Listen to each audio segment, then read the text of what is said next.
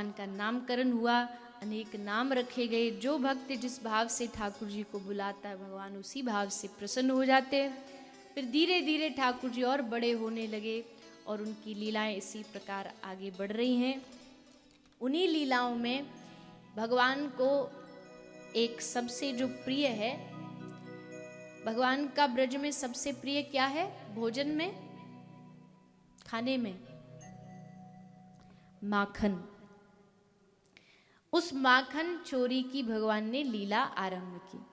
माखन भगवान को क्यों प्रिय है? क्योंकि माखन जो होता है वो बड़ा मुलायम होता है और बेरंग होता है, एकदम श्वेत सफेद।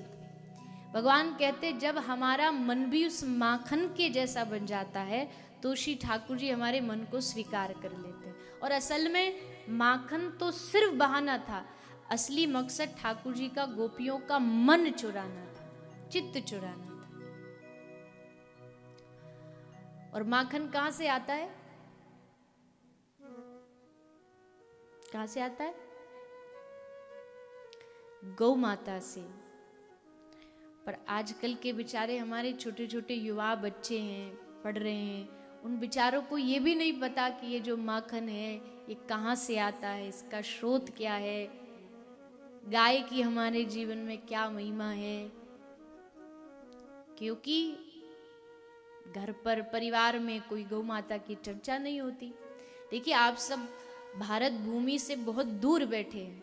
अब उस भूमि से दूर बैठे रहने के कारण आपको और अधिक ज्यादा मेहनत करनी पड़ेगी अपने बालकों में, अपने बच्चों में भारतीयता को लाने के लिए। क्योंकि हर एक जो बच्चा है जब वो अपने धर्म की चीजों की जब वैल्यू समझेगा, उसकी महिमा समझेगा, तभी तो वो अपनी आगे आने वाली पीढ़ी को उसका महत्व बता सकता है। और गाय का क्या महत्व है ये तो आज मैं कोई नई बात लेकर के तो आपके सामने आई नहीं हूं। हमारे सनातन धर्म की जो नींव है वो गाय है। वेद कहता है धरती 7 स्तंभ 7 पिलर्स पर खड़ी है। गौभिर विप्रैश्च वेदैश्च, जिसमें पहला जो पृथ्वी का स्तंभ है वो है गाय। दूसरा है विप्र ब्राह्मण, विप्रधेनु सुर संत हित लीन मनुज अवतार। भगवान क्यों मनुष्य बने? विप्रों की रक्षा के लिए, धेनु गाय की रक्षा के लिए, संतों की रक्षा, उनकी सेवा के लिए।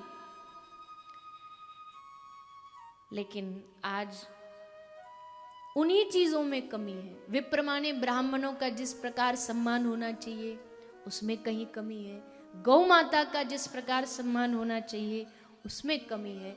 और ये कमी तभी दूर होगी जब चाहे विश्व के किसी भी कोने में कोई बैठा हो, घर में गाय नहीं है चलेगा, लेकिन दिल में गाय जरूर होनी चाहिए, दिल में गौ माता होनी चाहिए।